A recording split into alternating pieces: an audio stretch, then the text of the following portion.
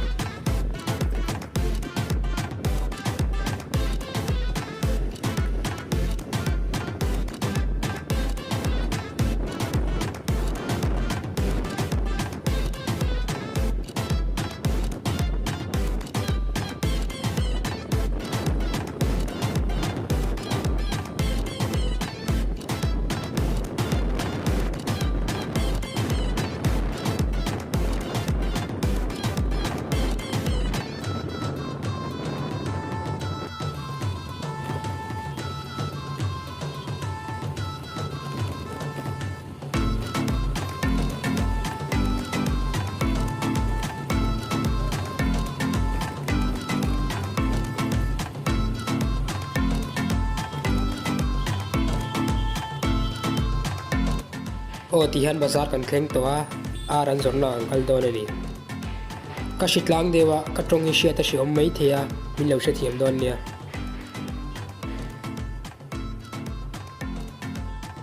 tihan aran zorna chuan thlenga ni mai ya aro hi lian ma lawa kg ni le chan ve borvel ania ka chung ten kg ni borvel ron le ron tia chuan kg ni borvel kan thlang don ani tihan art pakhat kan thlang choka hin buk don ani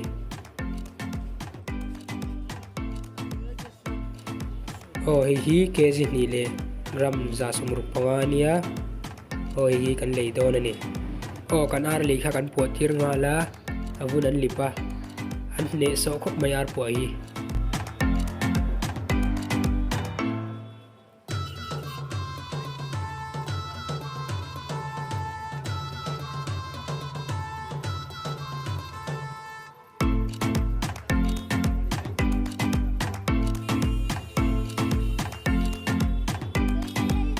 an po zo towa abak chu asiam na lampang ve thungo tian siam turin an ready vek to ni san thla turi sei ve shimshimila hi alu nia hi purun sen purun var so thing marcha hengo hi rider mix to ni hi purun sen zayania chuan hi sa sa hi chotolian an da tihanin ayeng dip antel don ani ayeng dip hi duang tokin antela tui tok turin chuan red chili powder antel don ani red chili powder hi duang tokin antela tlemin na thak lampang hian antela tam deuh hlek hian mo chuan tel tam kho mai asiam tu hi anu ni chuan hi zira powder ania zira powder an tel leya hi po hi duang tokin usla hi angam deuh lek thina mo chuwang tam deuh lek hian an tel ani chuan mitha tel hi leitur hi omai zeling ga ria chuan purun sen zai kha an thlak vek ani chuan chỉ tlem an tel leya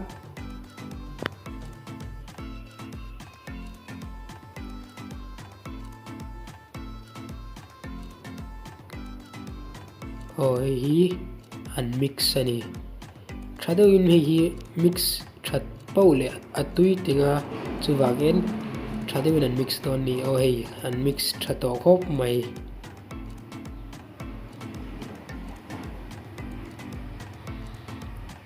tian an mix zo chu ani maya hei an mix thakop mai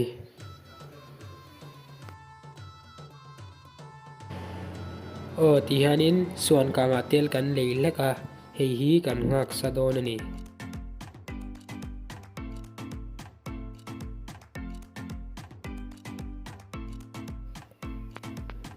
heta hianin alu hi ayang nen kan mix leka chuan hei hi kan kang don ani alu ha kan thlaka chuan tian thlak zo vek ani hei hi kan kang min lek don ani ngatinge inu hian asiam khira intimei thea ina mei che dang anam lo mi intimei thibowa ina hianen anum thawa video ka siam nong ka tia anjak dewa chuwang chonin apute hianin khonge kan siam anga ni mei lamatia siam tani alu ha kan la chuaka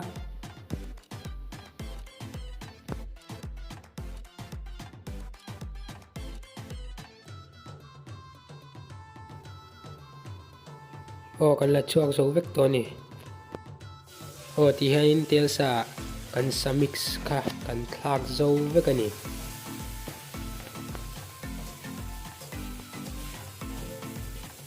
ka seidu pakhat chu Assam male khasirin ka oma tuna hianin asilote atan karon seive mai ni chuan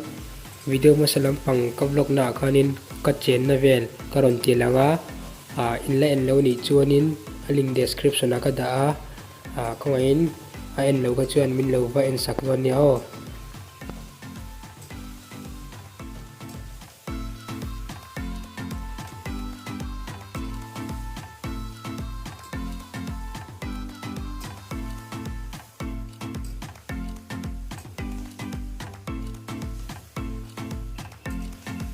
tian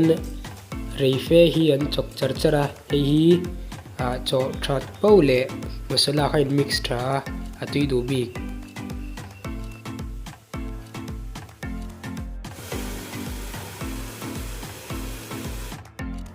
hi kan chaukhania karon tilang ve mai ni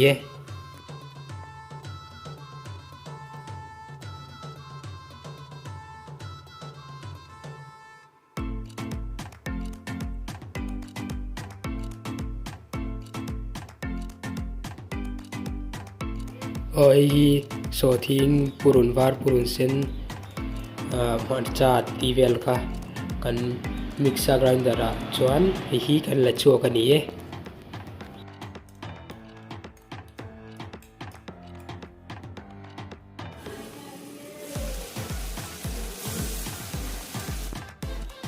saha kan chok zek zewa chuan hi tuna pon kan chok le me ka ni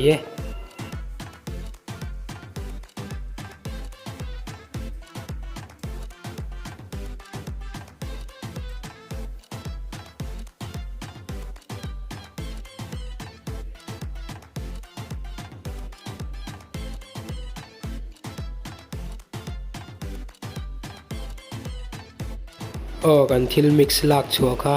kan thlaka hi thadawin kan chok mix le don ni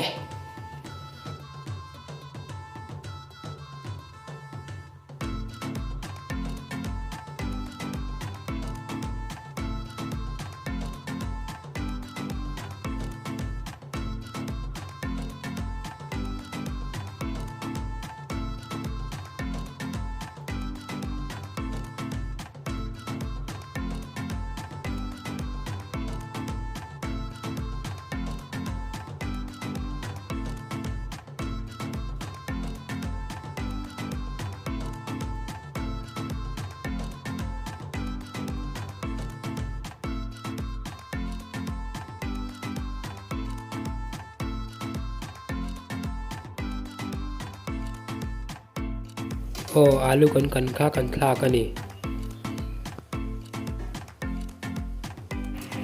hi poi tha de win kan mix le don ni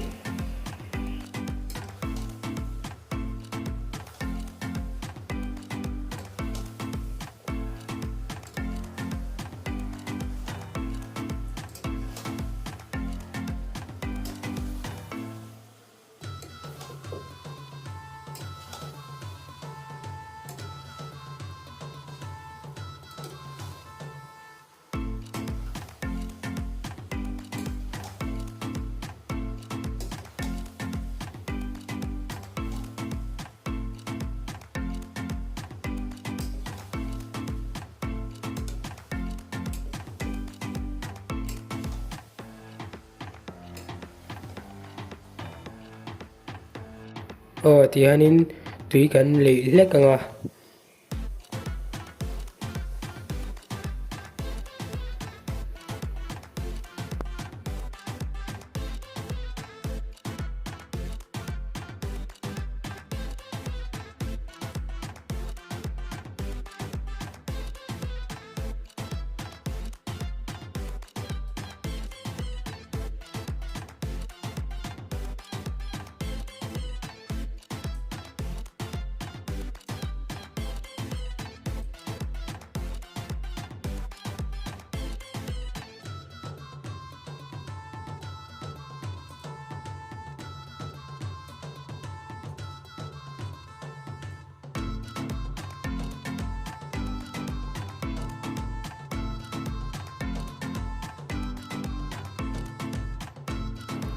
tihanin kan chuang wang don ni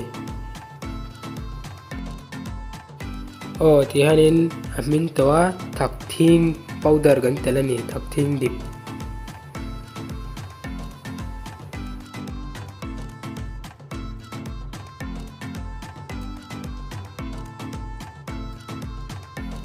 tihanin thadewin kan mix anga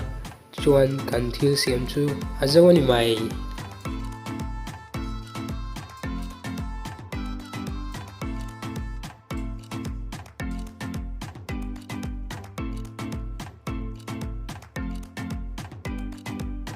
kan thil siam kha kan suan chuaka